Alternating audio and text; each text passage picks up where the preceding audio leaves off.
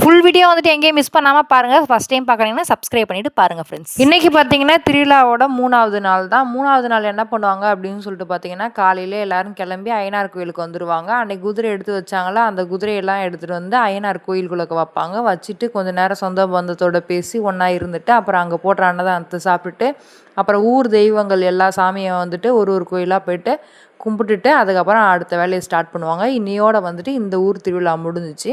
Night பார்த்திங்கன்னா ஆடலும் பாடலும் நிகழ்ச்சி மட்டும் நடக்கும்.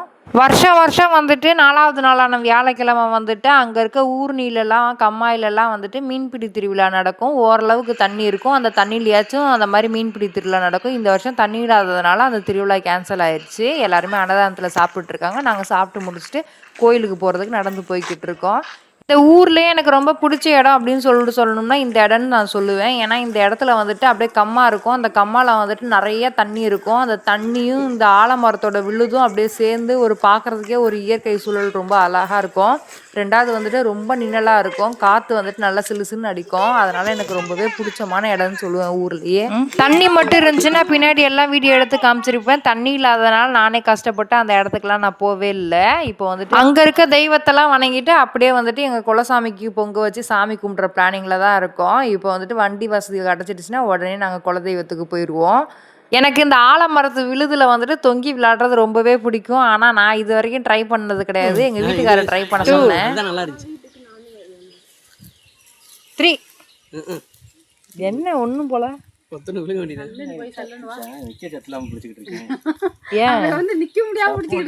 வெயிலோட தாக்கம் ரொம்ப அதிகமாக இருக்கிறதுனால அவரால் வந்துட்டு ஆலமரத்து விழுதில் வந்துட்டு தொங்க முடியல. நாங்கள் ஒரு வழியாக வந்துட்டு எங்கள் குலதெய்வமான வள்ளிவிட்ட அய்யனார் கோயிலுக்கு வந்துட்டு வந்துக்கிட்டு இருக்கோம்.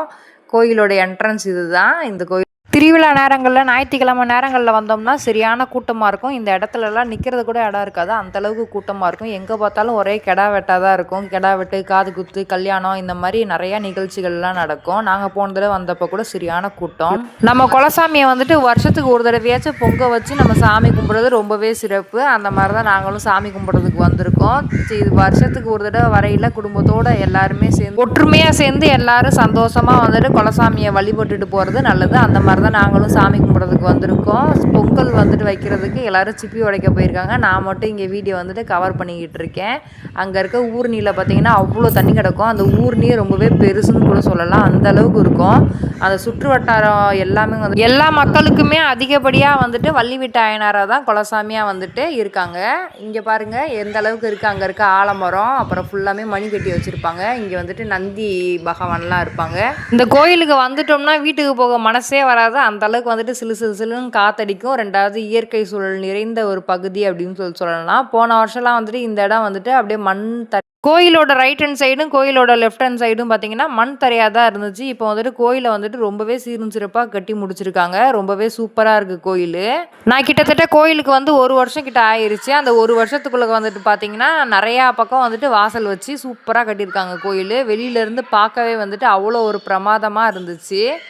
நீங்கள் வந்துட்டு ராமநாதபுரம் மாவட்டத்துக்கு என்னைக்காச்சும் ஒரு தடவை வந்தீங்கன்னா நீங்கள் வந்துட்டு இந்த கோயிலை வந்துட்டு மிஸ் பண்ணாமல் பார்த்துட்டு போங்க. நீங்களே வந்துட்டு ரொம்பவே பிடிச்சிருக்கும் அப்படின்னு சொல்லிட்டு நினைப்பீங்க மனசுலேயே. அந்த அளவுக்கு இருக்கும் கோயில். இது தண்ணி மட்டும் இருந்துச்சுன்னா இன்னும் ரொம்ப சூப்பராக இருக்கும்.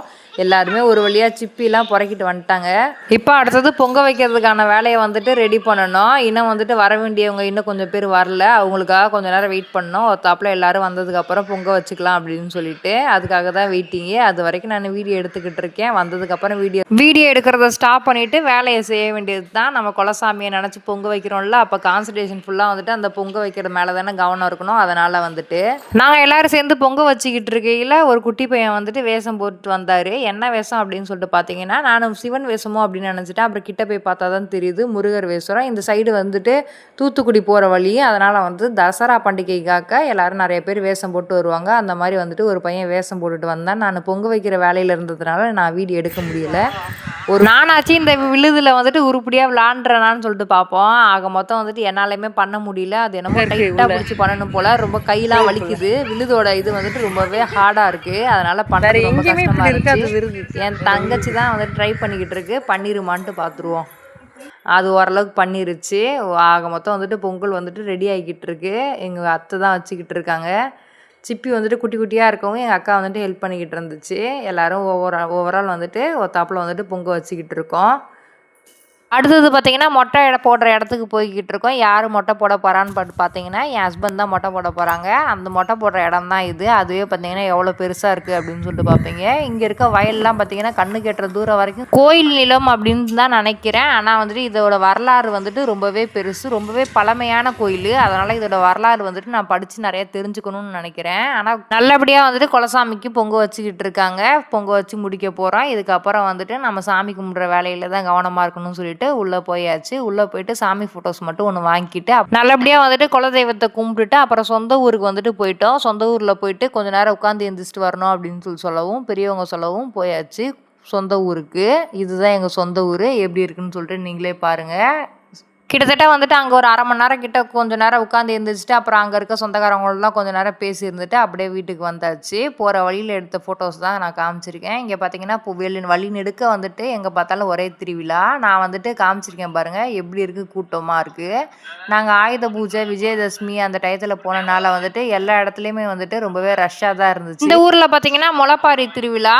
எல்லாருமே வந்துட்டு முளைப்பாரியை கரைச்சிட்டு வீட்டுக்கு போயிட்டு இருந்த காட்சியை தான் நான் காமிச்சிருக்கேன். ரொம்ப பெரிய ஊர் அப்படின்னு சொல்லலாம் இந்த ஊர். வழிநெடுக்க பார்த்தீங்கன்னா சரியான கூட்டம். லைட் செட்டிங்கும் ரொம்பவே பயங்கரமாக இருந்துச்சு. நான் வந்துட்டு வீடியோவை நான் காமிச்சிருக்கேன். பார்க்குற ஃப்ரெண்ட்ஸ் எல்லாருக்குமே ஒரு டெஸ்ட்டு. என்ன டெஸ்ட் அப்படின்னு சொல்லிட்டு பார்த்தீங்கன்னா, இந்த நேம் போர்டில் வந்துட்டு இந்த ஊரோட நேம் போட்டிருக்கு. நீங்கள் தெரிஞ்ச வந்துட்டு கமெண்ட் பண்ணுங்கள். நான் ஊர்லேயே இப்படி ஒரு டிராஃபிக்கை வந்துட்டு நான் இன்றைக்கி தான் பார்த்துருக்கேன். எப்பயுமே வந்துட்டு காலியாக இருக்கும் ரோடு, சரசரன்னு வண்டி போயிடும். சென்னையில் தான் ஓவராக டிராஃபிக்காக இருக்கும். ஆனால் பார்த்தீங்கன்னா இப்போ ஊர்லேயே ரொம்ப டிராஃபிக்காக தான் இருக்குது. ஏன்னா எல்லா ஊர்லேயுமே ஃபெஸ்டிவல் டைம், அதனால் ரொம்பவே டிராஃபிக் ரொம்பவே அதிகம். அது ரெண்டாவது வந்துட்டு ஆயுத பூஜை, சரஸ்வதி பூஜை எல்லாமே.